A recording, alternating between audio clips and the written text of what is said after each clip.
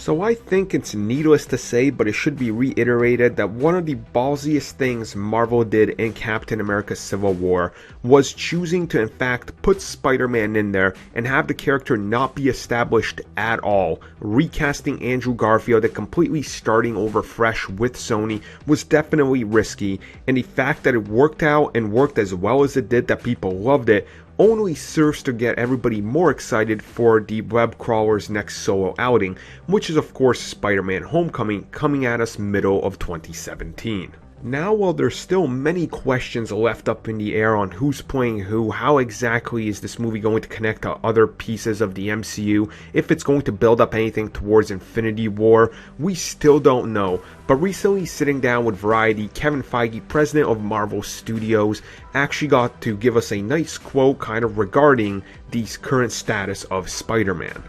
He says, and I quote, "It takes place inside the cinematic universe that we have built across 14 films. In previous films, Spider-Man was the only superhero who existed in that world.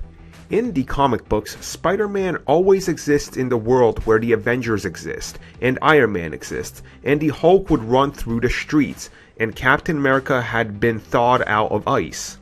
In the film, he's a young kid who has to be home at curfew so his Aunt May doesn't get worried, and go to school and do his homework. That's in contrast to Tony Stark's life or Stephen Strange's." Now wait just a second, Kevin Feige. Since you say that Spider-Man was the only person in his solo movies, I digress because Doctor Strange is mentioned in Spider-Man 2. And now that I have used my inner comic book guy, let me get back to the topic at hand. Which of course is the contrast that he's making here between the different Spider-Man iterations, and I really like what he's saying.